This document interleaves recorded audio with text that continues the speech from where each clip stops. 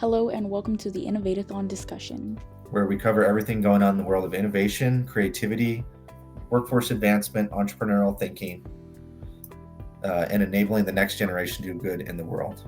We'll be exploring topics with mentors, students, and innovators who are shaping the future.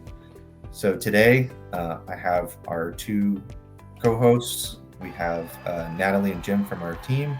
Today, we're going to mix it up a little bit, and we're going to go into the Innovate-A-Thon tool sets.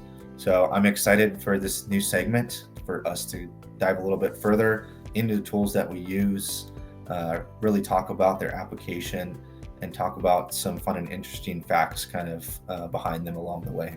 So without further ado, we'll go through and we'll do introductions again really quick. Natalie, do you want to go ahead? Yeah, hi guys, I'm your other co-host, Natalie. I'm in charge of PR partnerships and outreach support in Innovate-A-Thon. And yeah, we have some really fun and exciting stuff for you guys to hear about today. And here's Jim as well. Hi, I'm Jim Jindrick. I like to think of myself as Jim the Tool Man Jindrick. I collect things, tools, and other things that I think are useful for innovators. And that's what we like to share with you on this program, and starting today with something called Pasteur's Quadrant that could be interesting and useful to you as an innovator. Awesome. Yeah, so I'm Steven Smetzik. I'm the director for the Innovate-A-Thon program for Education to Success. So this is our podcast where, like I mentioned, we're inviting in interesting people to talk through interesting topics. We'll have our team in here too. So I have the great fortune of working with Natalie and Jim on our team. And so working through the Innovate-A-Thon, getting to impact students, the next generation, and really having that benefit of having a great team. And so today we're going to, like I mentioned, we're going to mix it up a little bit. We're going to talk about the tool sets that we use, and we're going to start with Pasteur's Quadrant. So Jim, did you want to just give what is Pasteur's Quadrant, a little bit of background, and then we'll get into talking about it more. Okay. So Pasteur's Quadrant, that term was created by Donald Stokes, who wrote a book called Pasteur's Quadrant. And what he was really doing is saying there's different types of research. And I'm going to define innovation here. So innovation has, it's kind of one of those words that, innovation must be something really big. And in reality, most innovations are incremental. They're pieces of things that have changed over the years. And innovation, creativity is certainly part of that. And innovation is something new and better. Innovation, something, could be a product, could be a service, could be a process. It's new and it's better. Well, how do you know if it's new and how do you know if it's better? Well, that requires some research. So going out and seeing what else might be out there. So if you've invented or created something that you think is new and better, it just simply requires to go and do research. And now when we talk about research, that's sort of another word like, research. Ooh, wow. Isn't that heavy duty? Well, yes, some of it is. And what Pasteur's Quadrant is just really acknowledging is that there are different types of research that go on. So pure research is looking for things that are just out of this world, literally. Looking in outer space and saying this has never been discovered before. University type research, pure research, no end things in mind for it. The other end of the spectrum is I've created something, is it new and better? Some more applied research, looking to see what else is out there, what competitors are out there. So what Stokes did in his book is he said, well, there's really 4 different quadrants of research. The one quadrant is he calls tinkering. It's just looking around and exploring and reading a book, looking at TV, and that's sort of research, if you will. When you turn on the TV at night, you're doing research. You're looking to see what happened in the news today. Pure basic research is more at the university level. It's just looking for how the world works. Nothing end use in mind, just learning how things come together in the world. Applied research is we've got something in mind here. We've got an issue, we've got a problem, we want to solve that. That's kind of pure applied research. And then user-inspired research are things we have a problem that we want to solve. We want to go specifically at a particular area. So those are really the 4 different quadrants. And Stokes gave those things name. He called it tinkering. He said there's the Niels Bohr quadrant, pure basic research. There's the Thomas Edison quadrant, which is pure applied research.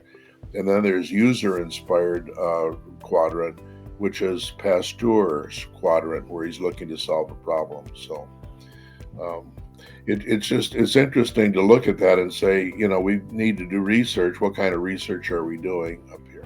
Yeah, exactly. And you mentioned too, when you put this into the mind map, one of the tool sets, really coming at it from that university perspective too, right? University can get very focused in on not use-inspired research. They can, go down into more basic or more applied. And so, and I know you mentioned just helping them kind of get an idea of like guiding them where their research is going to go, or what they can put it into in a category. So I thought that was interesting, that background of, you can have a university lab and somebody's just head down in their research, not really considering a lot of the user-inspired factors and things, are really just driving towards like, I'm going to make some type of coupon that's going to do, something, and it's going to get eventually used in, some application, but there's never like any application and use like considered. So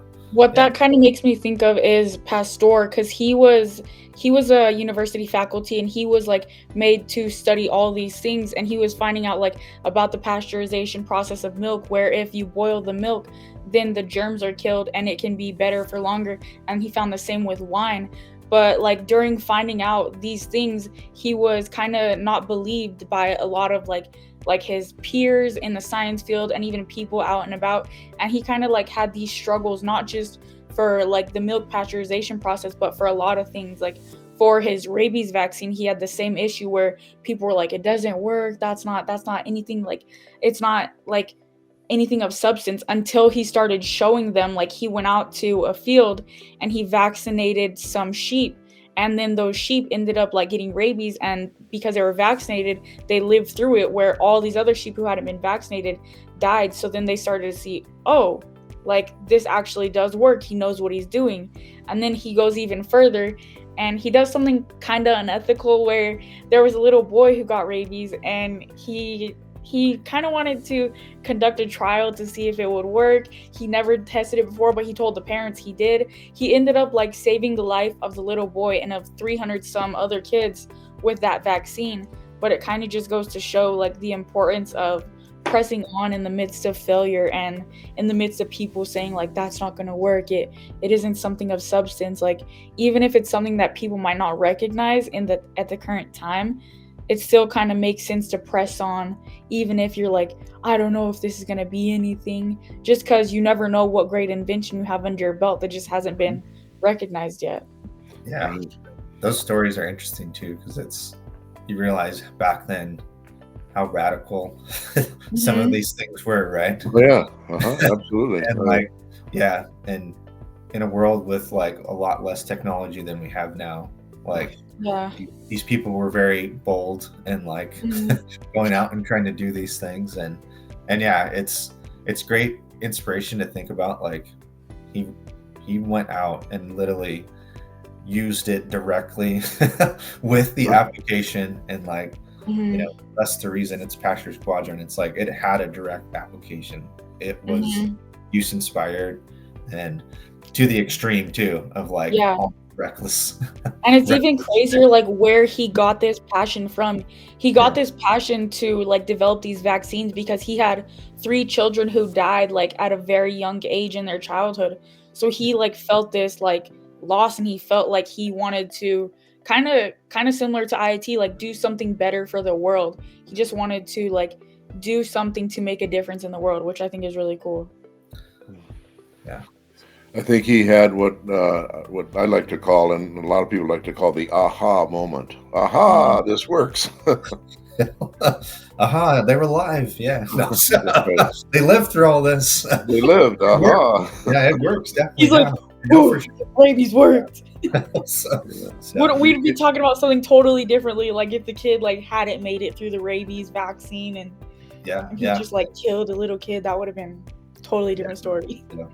You know, and I think Fine, actually that's that's the coolest result from any kind of research that people would do, is doing research and going, aha, I understand. I see how this works now. Aha, this works. Aha. Yeah. He's probably there. He's like, oh, thank goodness it worked. Yeah, you know, Edison is another one. So that's another quadrant, the Edison, where it's more applied research. But Edison is famous way back when for inventing the light bulb. But he just didn't crank out the first one, and there it was. He cranked out 100 and more than 100 of them before he finally went, aha, this one finally works.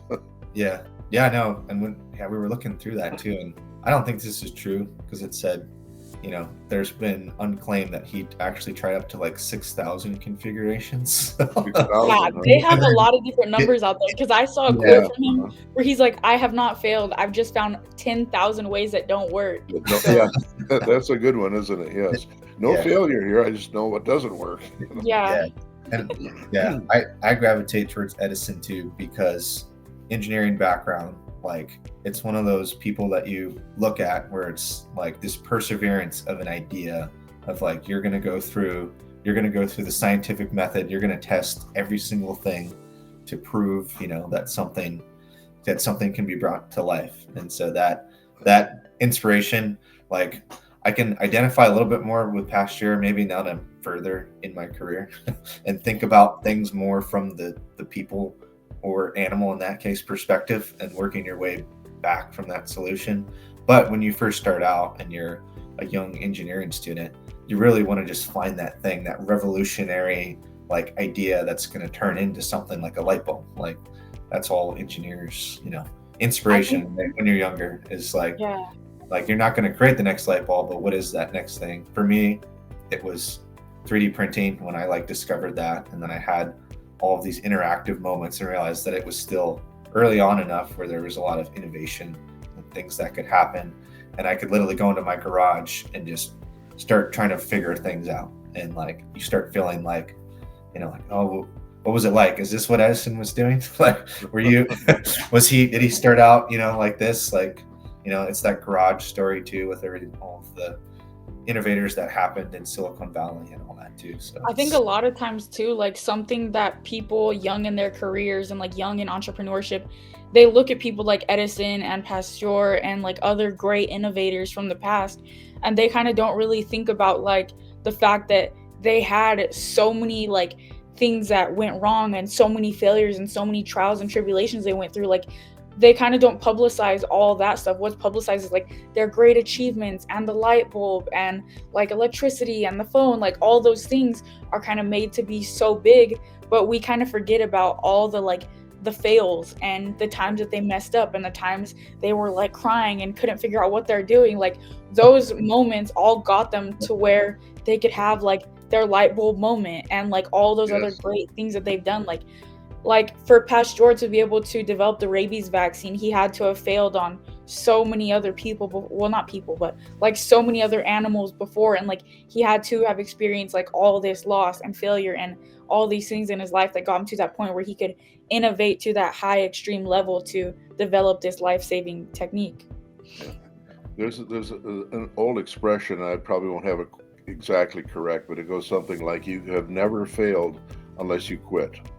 Yeah. So Edison didn't quit. He just found 1,000 ways that don't work, but he didn't quit. So he didn't fail in the end result here. And it's incremental. So all those steps that he took, incremental, till finally the light bulb went on and stayed on. Yes. Yeah. How long did it burn for? Like, what is it? How long was the light bulb? I was trying to look back at that. We can go look this up and put it in later.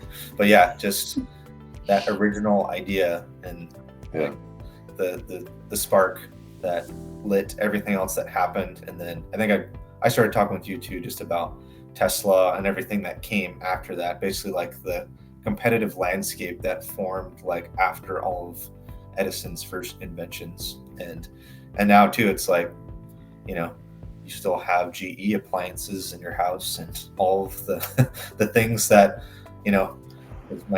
my kids like to ask, like, I think I told you this too. We're driving down the road, like, oh, why there's so many Ford? I'm like, well, if you want to go all the way back to when Ford first created the automated assembly line and had the Model T, but it's that progression that takes, like, it's just this time span of development over time, and the compounding effect that happens when you come up with that, additional, maybe it's not use inspired at first, but then it catapults into all these like use inspired products that happen, afterwards. So yeah, but it's fascinating. It's great when you have kids too that just ask questions, and so, you're like, well, to answer the Ford question, we got to go back a long time ago. Yeah, kids aren't as afraid of failure either, so they're in the same spirit and nature of being curious and starting to figure out those things that guide you towards one of those quadrants. Like, it's pretty fascinating just to think about where those all lead you. So depending on where your research starts. So yeah. And Stephen, I think you just mentioned the magic word too, which is questions. Keep asking questions. How does this work? Why doesn't this work? Why does this work? How does this work?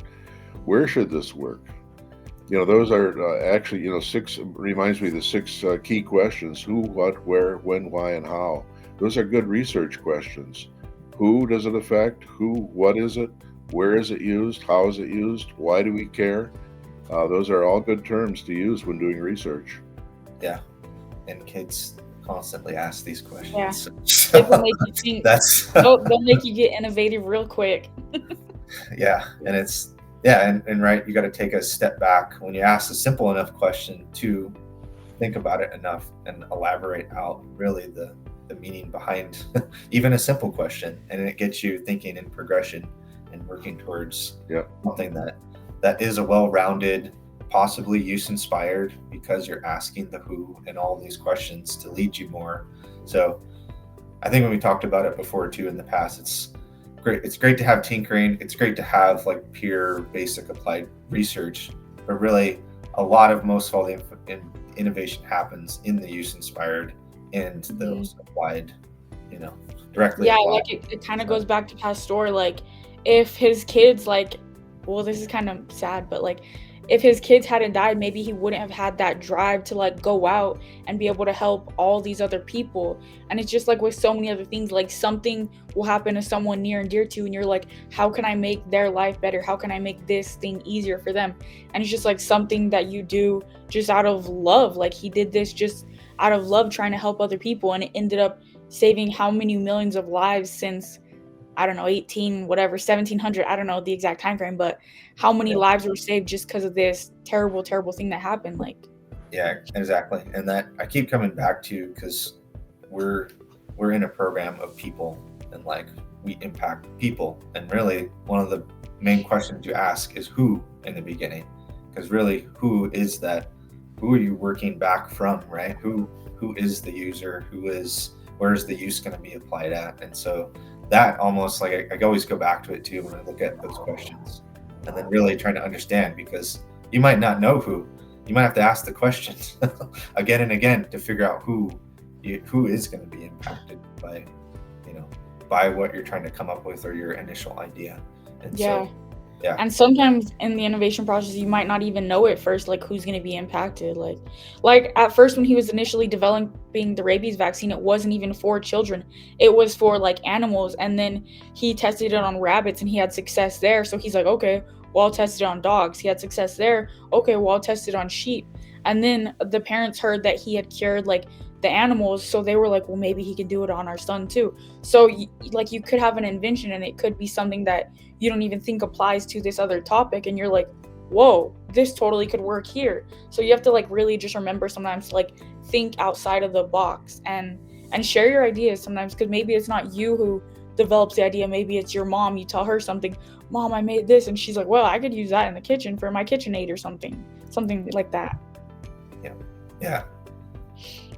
And something too, so unintentionally, we're diving into another tool set. We'll have to go through the 6 crucial questions in another one, because I think it's great because it kind of ties a little bit to this. So it's great that we're going through it. But I think too, Jim, when you first put the 6 crucial questions and I saw the person or animal, like it took me a second.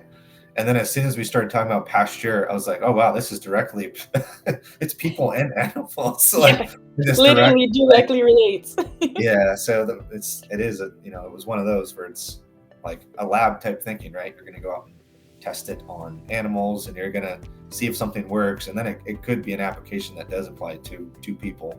And so it's like, yeah, at first it kind of took me back because I'm like, most of the time, isn't it people? But it can be animals.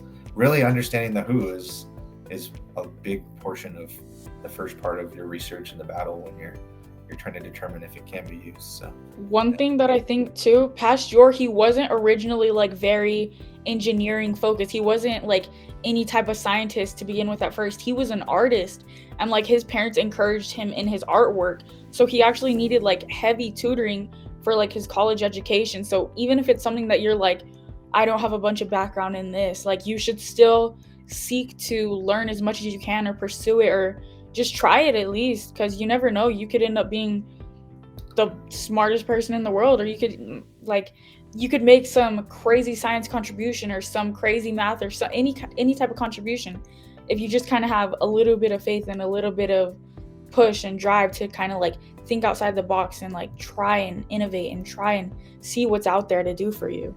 Yeah. Very cool. Well, I'm gonna say that this was a great first tool set deep dive, and really great conversation. I'm really glad that we can kind of talk through Pasteur's Quadrant and the 6 crucial questions a little bit too. Mm-hmm. Share it with everybody, and we hope for all of our viewers here that you got something from today, and you can go out and take it and start implementing it in your innovation journey wherever you are. And from everybody here at the Innovate-A-Thon program, we just thank you so much for joining us today, and we hope to see you again on the next episode. Bye, guys, and let us know if there's anything you'd want us to ever talk about. Yes. Bye. Yep. Thanks, everyone.